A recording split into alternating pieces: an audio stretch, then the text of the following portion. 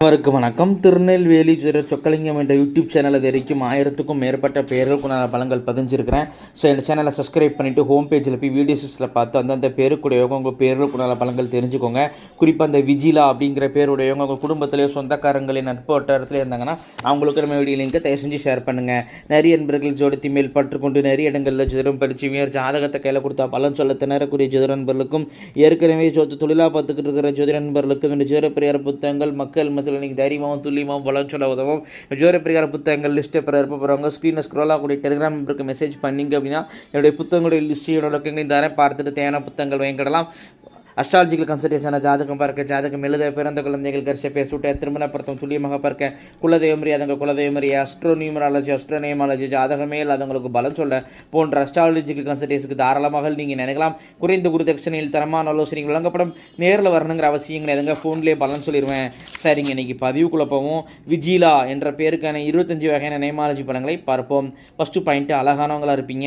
ரெண்டாவது பாயிண்ட்டு உடல் சூடு உங்களுக்கு அதிகங்க, அதன் காரணமாக தலைவலி வயிற்று வலியால் அவதிப்படுவீங்க. மூணாவது பாயிண்ட் பக்கத்து வீட்டுக்காரங்க கூட கருத்து வேறுபாடுகள் இருக்கும். நாலாவது பாயிண்ட் சுதந்திர விரும்பியாக இருப்பீங்க, உங்கள் முடிவில் மற்றவங்க தலையிடுவதை விரும்ப மாட்டீங்க. அஞ்சாவது பாயிண்ட்டு எந்த ஒரு விஷயத்துலையும் கௌரவம் பார்ப்பீங்க. ஆறாவது பாயிண்ட்டு வீட்டில் உங்கள் ராஜ்யம் தாங்க, உங்கள் முடிவு தான் ஃபைனலாக இருக்கும். ஏழாவது பாயிண்ட்டு சாப்பாட்டு பிரியராக இருப்பீங்க. எட்டாவது பாயிண்ட்டு சாப்பாட்டு விஷயத்தில் அதிகமாக கோவப்படுவீங்க, குறை சொல்வீங்க.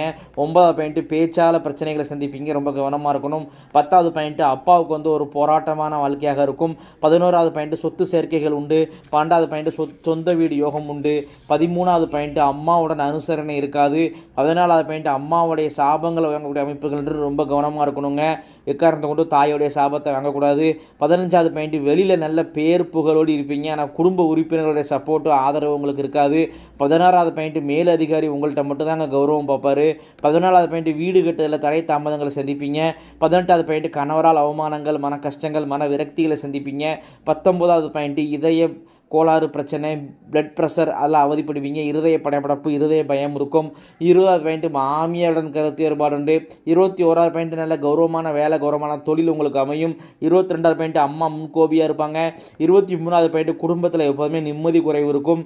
24வது பாயிண்ட் கண்ணி விடுங்க. குடும்பத்தில் குறைஞ்ச வயசில் இறந்து போன பெண் குழந்தை தான் கண்ணின்னு சொல்லுவோம். அது உங்களுக்கோ உங்கள் அப்பா அம்மாவுக்கோ உங்கள் கூட பிறந்தவங்களுக்கோ ஏதாவது ஒரு பெண் குழந்தை குறைஞ்ச வயசில் இறந்து போச்சா அது கண்ணி தான். பிறந்து 2 நிமிஷத்தில் இறந்து போன பெண் குழந்தையும் கண்ணி தான். அதை அவசியம் வழிபடணும். அது தெய்வம் கன்னி தெய்வதையை முறைப்படி வழிபாடு செய்வது எப்படி அப்படிங்கிற ஒரு புத்தகமே போட்டிருக்கிறேன். டெலிகிராம் ஆப்புக்கு தொடர்பு போனீங்கன்னா அந்த புத்தகத்தை அனுப்பிச்சிக்கிறேன். அதன்படி கன்னி தெய்வ வழிபாடை முறைப்படி செஞ்சுக்கோங்க. 25வது பாயிண்ட் உங்களுடைய ஆத்மார்த்தமான தெய்வம் முன் ஜென்மத்தில் நீங்கள் ரொம்ப வேண்டி விரும்பி வழிபட்ட தெய்வம் இந்த ஜென்மத்தை அர்பாலிக்கு நிற்கிறது யார் அப்படின்னு கேட்டிங்கன்னா முருகப்பெருமான் தாங்க.